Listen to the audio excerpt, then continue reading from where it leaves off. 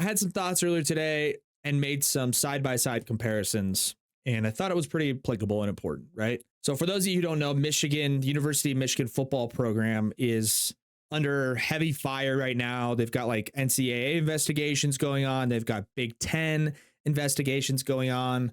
All these different reports and information leaks are coming out about the University of Michigan football team and their attempt to steal opposing teams' play calls and signals.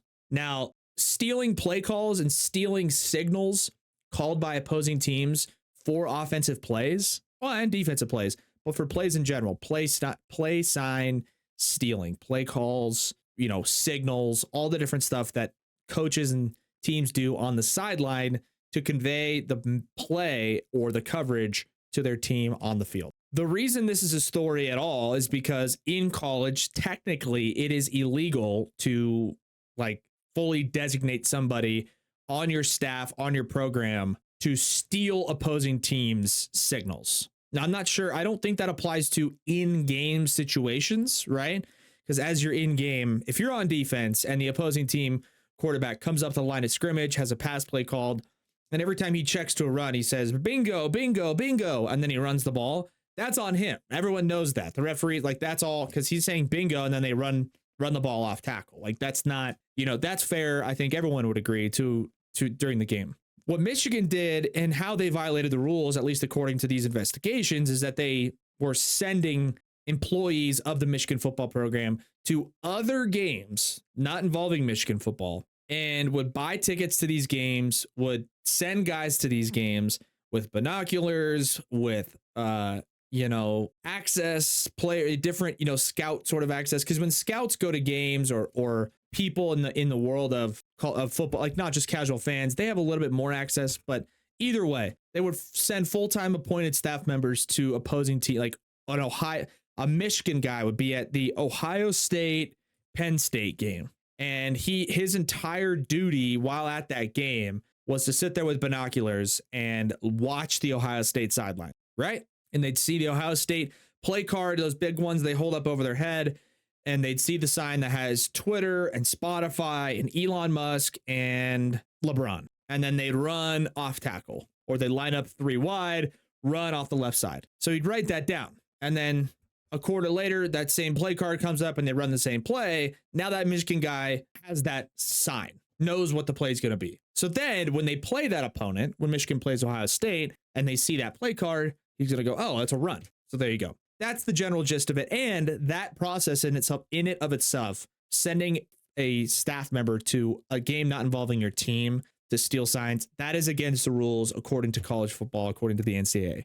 In the NFL, fully legal, fully doable. Now, before we get into the comparison, okay, before we get into all the different things, first of all, sign stealing as a concept in the year 2023 should not even exist. We have way too much technology available at our disposal to just avoid the even potential of somebody stealing someone else's signs, right? In baseball, the Astros stole everybody's signs because the catchers were using a barbaric finger sign signal system. And now we have the PitchCom electronic device that's in pitchers' hats, and it's a keypad. Super easy. In the NFL, play stealing was a humongous issue in the 80s and 90s.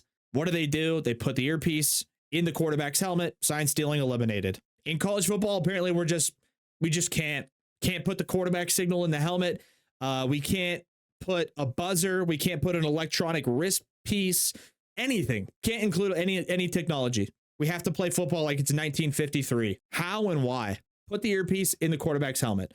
Oh, but I play football at Florida International Tech University. We don't have the funding. Okay, then you guys don't get it. And your whole conference doesn't get it. It's a conference by conference basis, competitive advantage. When that garbage ass team comes up to play Alabama or comes up to play Georgia, Alabama and or Georgia have to provide that technology for the other team to make it a level playing field. Just like when those garbage teams come to play Georgia and Alabama, and Georgia has air conditioners on their sideline.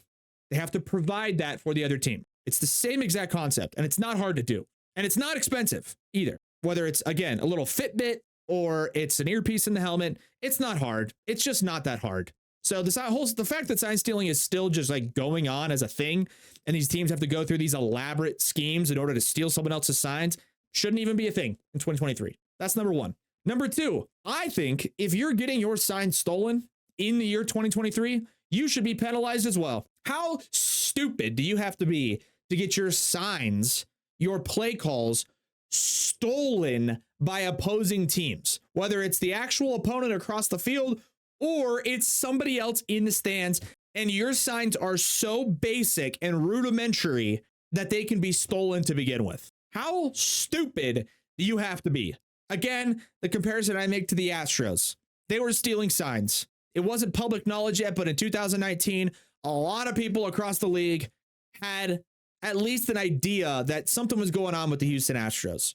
Word had spread, opposing teams had talked to each other, and the World Series comes around. The Washington Nationals play the Astros, and the Nationals pitching staff gets together as a collective group before the World Series and says, we don't know what's going on, but we don't want to take any risk. So when we have nobody on base, we're going to throw down 37 finger signs because we don't want them stealing our signs. We're going to come up with a complicated, elaborate system that allows us to know what we're doing, but doesn't give the other team any insights or any clues. Make it a little more difficult. We're adults. We're professionals. Easy enough. And boom, the Astros lost all 4 home games of that postseason, or that World Series, rather. The Astros lost literally every home game against the Nationals in the World Series. So if you're an opposing team of the Michigan Wolverines, or you're in the same conference or whatever, here's an idea. Make your signs harder to understand so that they can't get stolen. So that when you play Michigan and you get destroyed, you don't go, oh, well, we got beat because they knew what was coming. That's number two. Number three is a point that I don't think is as relevant potentially with baseball, because the point being, in baseball, when you're a hitter and you know what pitch is coming, it makes things significantly easier for you, right? In football, even if you have a really good idea of what play is coming, which a lot of times you could potentially just know from preparation and formation and cadences from the quarterback to begin with. But let's just say you're Michigan, you're a defensive player, you've stolen all of Ohio State signs, and then they give out one of the signs that you've stolen. And you know it is a wide receiver screen. You still have to make a play and physically use your body. Like, you have to make the tackle. Yes, the probably split second of anticipation or knowing what's coming may give you an advantage. But if you're getting physically dominated, that's a different story than, oh, they knew it was coming. And to me, now it's going to be used as a cop-out and excuse. And I think that's super lame too. I equate that more so, instead of the Astros sign stealing, to steroids in baseball. Yeah, you know what? It helps you hit the ball further, but you still have to do it. Still have to go out and execute. So all that being said, do I think Michigan... Oh, this is the last part too.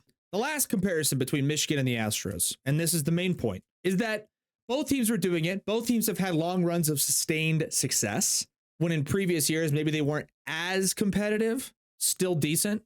And the biggest comparison, the biggest similarity between the two is that they were just the ones stupid enough to be ignorant about it and be obnoxious.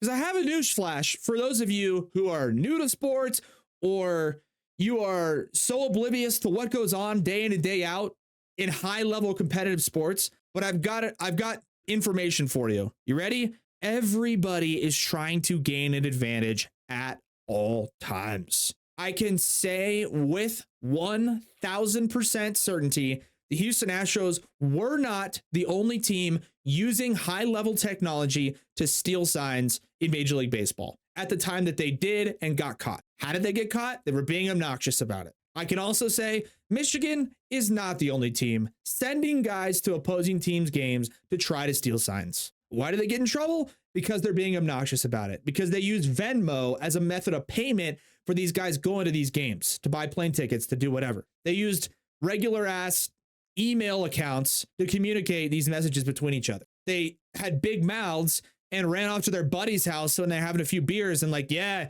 no, Harbaugh's sending me to blah, blah, blah this weekend. Go steal their signs. Like, shut up. Do I think it's morally wrong what both teams are doing? Of course. It's not ideal to steal somebody else's signs, but everybody's trying to find an advantage. Everybody's trying to gain an edge. So if you're stupid enough to think Michigan's the only one doing that, or the Astros were the only ones doing it in baseball, you don't know jack. These were just the teams that were stupid about it and got caught. It is what it is. And then, unfortunately, when these teams get caught, they got to be made an example of, and that may end up being the case with Michigan. That's what happened with the Astros, and then you move on. And more likely than not, most of these organizations and most of these governing bodies want to get this thing over with and done, get it in the past, and move on, move forward. So what they're going to have to probably do with Michigan, it's what MLB did with the Astros, and now we're here. So that's all I want to talk about with college football. I think it's a stupid thing they're spending so much time about. Also, just do the investigation and then make a decision, and then let's move forward. But to drag this thing on and make it a huge deal, it's just stupid. Stupid.